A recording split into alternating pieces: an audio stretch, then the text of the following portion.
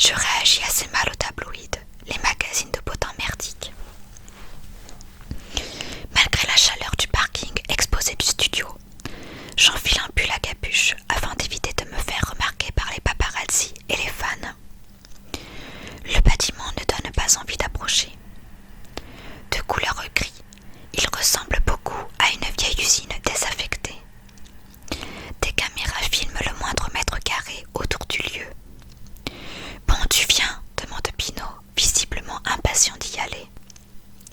Je le rattrape rapidement. Il m'ouvre la porte, puis continue son chemin. Je le suis dans les couloirs délabrés. Nos pas résonnent. Je m'amuse à taper des pieds. Arrête de te comporter comme un môme. Tu as 25 ans. Mamma mia. T'es sûr que c'est le bon endroit? Bien sûr, lance-t-il d'un ton agacé. Il descend quelques marches en béton et du bruit se fait entendre. Puis une forte odeur de cannabis, suivie d'un nuage de fumée, nous accueille dans le studio. Salut mec, t'es prêt? Dit l'un des hommes présents.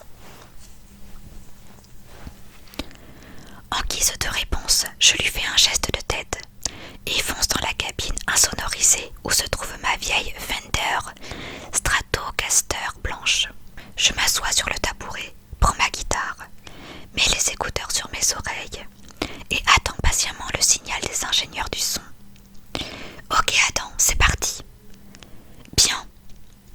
Je gratte ma guitare, enchaînant les couplets, les refrains et les ponts que j'ai écrits il y a de cela 2 ans. C'est dans la boîte. Génial. Je rejoins les ingénieurs du son pour leur serrer la main avant de quitter les lieux avec mon manager. Arrête de marcher si vite, putain, je veux fumer ma clope, dis-je à la traîne. Pinot réajuste vite fait son costume blanc de couturier et s'exclame. On n'a pas le temps, tu fumeras dans la voiture. Il est aussi fort pour les planifications que pour se plaindre de moi.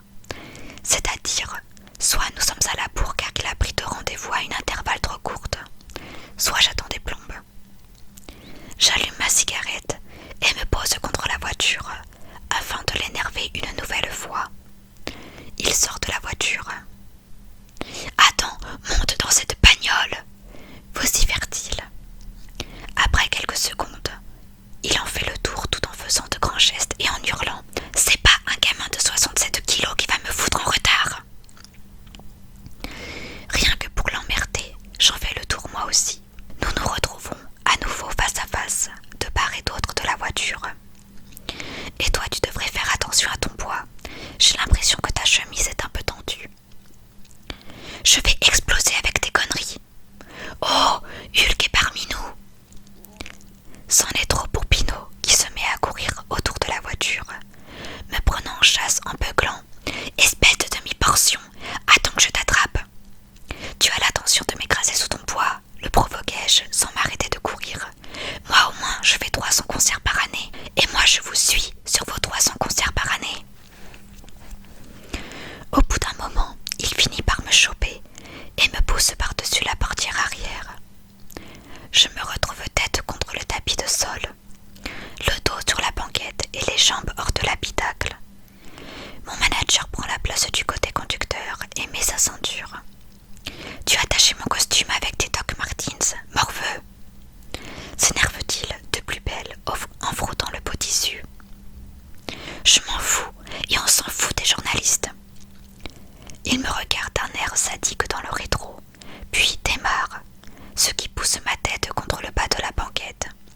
Et sans attendre que je rentre complètement mes pieds dans la voiture, il lance. C'est qui le papy coincé dans son siège? Ta gueule, Pinot. Une fois mon lourd corps redressé, j'attache ma ceinture. Ma clope s'est consumée d'elle-même. Pinot est content de lui. Et voilà, c'est la fin de ce chapitre. Donc, un chapitre où on se rend un peu compte que Adam est un peu un enfant. J'espère que cette lecture aura réussi à te détendre et à te relaxer. Je te dis à